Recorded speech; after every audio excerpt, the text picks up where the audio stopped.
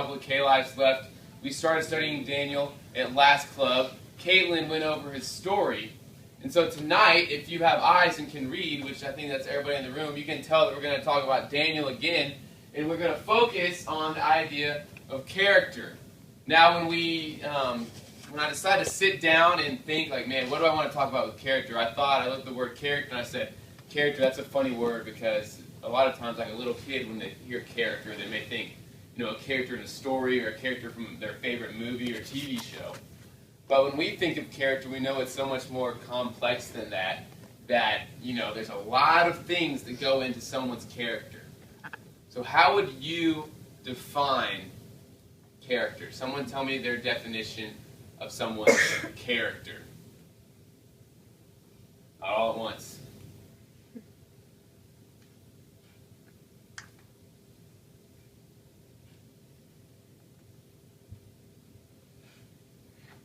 Like who someone is and their traits and like personality and their attributes. Yeah, who they are. Kind of what you see. You said their personality, their traits and attributes.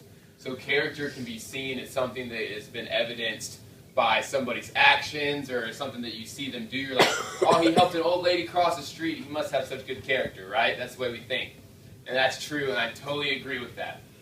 But when we start today, I want us to look at character from a different perspective. Coach John Wooden, coach the UCLA Bruins, one of the greatest college basketball coaches of all time, had a quote. And the quote was, character is who you are when no one else is looking. It's what you say and what you do when no one's watching. So we feel like we can be good judges of someone's character by what they do. But what he was saying is that a true judgment of someone's character is what they're doing when no one's looking. Now hold on to that, put it in the back of your brain, and we're going to look at the story of Daniel and how Daniel's character is exhibited. And so, Caitlin covered it last week. Daniel, he lived in this place called Judah in a town called Jerusalem. We've all heard of Jerusalem before, hopefully. Jerusalem is where Daniel lived. And at the time, there was a king of a faraway place called Babylon, and his name was Nebuchadnezzar. Crazy name. Just to preface, there's a bunch of really crazy names in this story that I'm about to read. So, buckle your seatbelt. There's a lot of them. I hope I pronounce them all right. But Daniel's living in Jerusalem. Nebuchadnezzar and his people come over to Jerusalem. And I'm about to read through Daniel chapter 1. This is all of Daniel chapter 1. And I'm about to read exactly what happens. He says, during the 3rd year of King Jehoiakim's reign in Judah, King Nebuchadnezzar of Babylon came to Jerusalem and besieged it. The Lord gave him victory over King Jehoiakim of Judah and permitted him to take some of the sacred objects from the temple of God.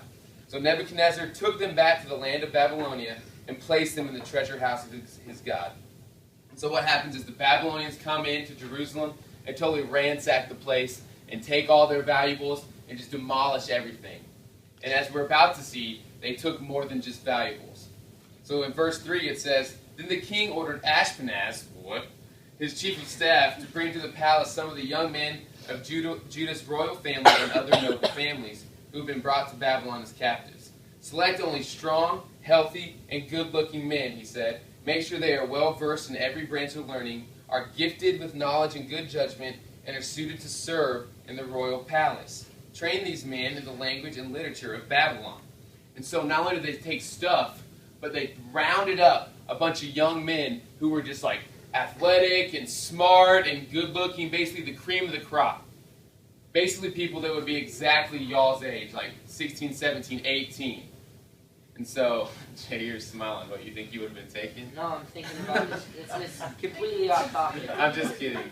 It's a YouTube video about Macho Man Randy Savage talking about how he's a cream of the crop in WWE. That's I love that. So he took, Nebuchadnezzar stole the cream of the crop and took him back to Babylon in order to serve in his court. So he basically kidnaps all these dudes, and he's going to train them up to be his servants, is what's happening. And Daniel is one of the guys that gets taken, Liam Neeson. And so Daniel, Hananiah, Mishael, and Azariah were 4 of the young men chosen, all from the tribe of Judah. The chief of staff renamed them with these Babylonian names. He called Daniel Belshazzar, Hananiah was Shadrach, Mishael was called Meshach, and Azariah was called Abednego. So not only did they kidnap these dudes, but they took them to a faraway place. They made them change their name. And we also see that they wanted to make them eat the king's royal food. Now this is a big deal because the Jews had a certain diet that God had given them that they were supposed to eat, that they were supposed to stick to. But Nebuchadnezzar had this food, and they called it the king's choice food, and he was trying to get all of his servants to eat that food. So not only were they changing their names and changing their language and basically just kidnap these dudes and change their life, but they want them to go against God's diet for them that he had given them. That's why it's a big deal. And so in verse 8, this is probably the biggest verse that we're going to focus on. So remember this verse, verse 8, it says, Daniel was determined not to defile himself by eating the food and wine given to them by the king. He was determined not to defile himself by eating the food. He asked the chief of staff for permission not to eat these unacceptable foods. Now, God had given the chief of staff both respect and affection for Daniel, so they were kind of buddy-buddy. And he responded, I'm afraid of my lord and my king, who has ordered you to eat the food and wine. If you become pale and thin compared to your other youths your age, I'm afraid the king will have me beheaded. He's like, man, Daniel, we're cool, but if you don't eat this food, it's going to be off with my head. You're not going to get in trouble. I'm going to get in trouble. So Daniel says, to the attendant who had been appointed by the chief of staff to look after them, he says, please test us for 10 days on a diet of vegetables and water. And he says, at the end of the 10 days, see how we look compared to the other young men who are eating the king's food. Then make your decision in light of what you see. The attendant agreed to Daniel's suggestion and tested them for 10 days. So Daniel says, not only am I not going to eat the food that is not good for me, but just to prove how awesome my God is, I'm going to eat nothing but vegetables and drink nothing but water for 10 days. Now that sounds like the worst diet ever. I try to avoid anything that's green. So if I was Hananiah, I'd be like, no, Daniel, you just like fried chicken over there. That's good. But that's not how it went. He says, at the end of the 10 days, Daniel and his 3 friends looked healthier and better nourished than the young men who had been eating the food assigned by the king. That's a miracle. So after that, the attendant fed them only vegetables instead of food and wine provided for the others. So not only did they eat the food after 10 days, they looked better than everybody else. They were more bowed up and probably like tan, like gym tan laundry, than anybody else in the entire nation. And they kept on feeding them the food for as long as they were there. So he kept on eating vegetables and drinking just water. And it says, God gave these 4 young men an unusual aptitude for understanding every aspect of literature and wisdom. And God gave Daniel the special ability to interpret the meanings of visions and dreams. Kind of a throwback to Joseph and all his cool dreams.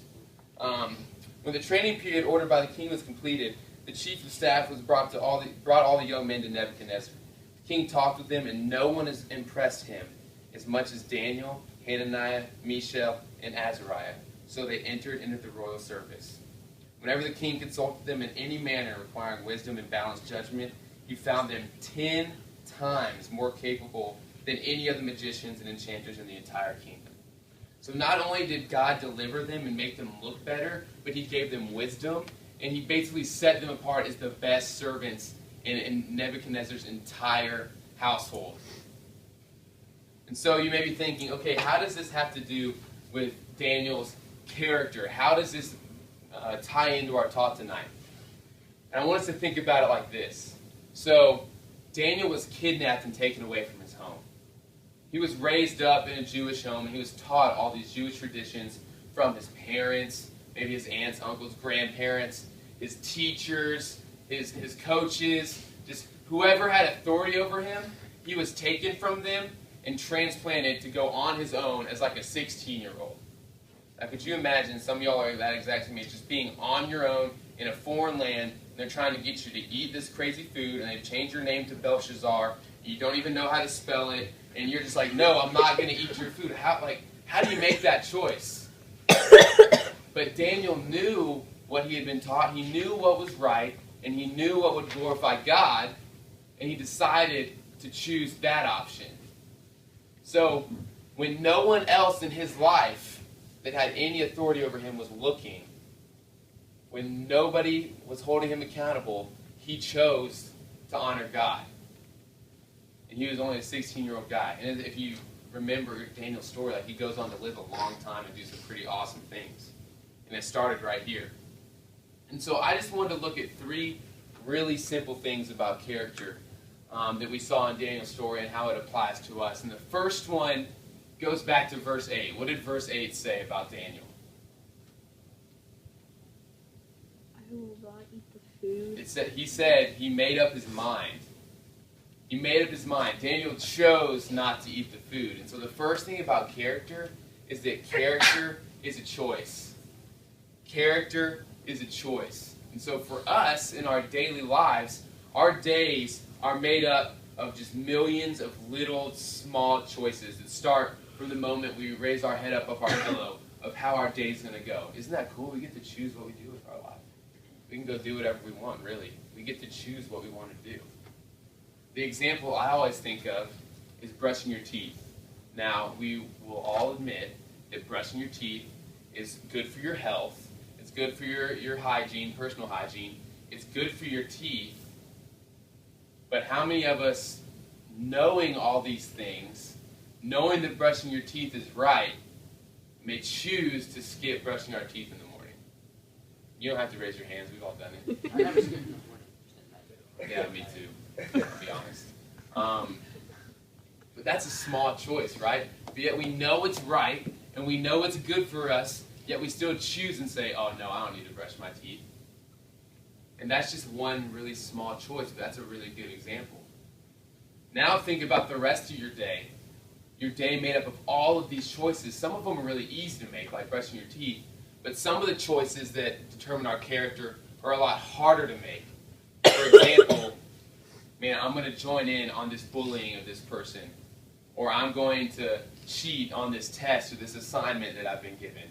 Or I'm going to look at this website even though I know the images I'm going to see are going to be burned into my brain forever.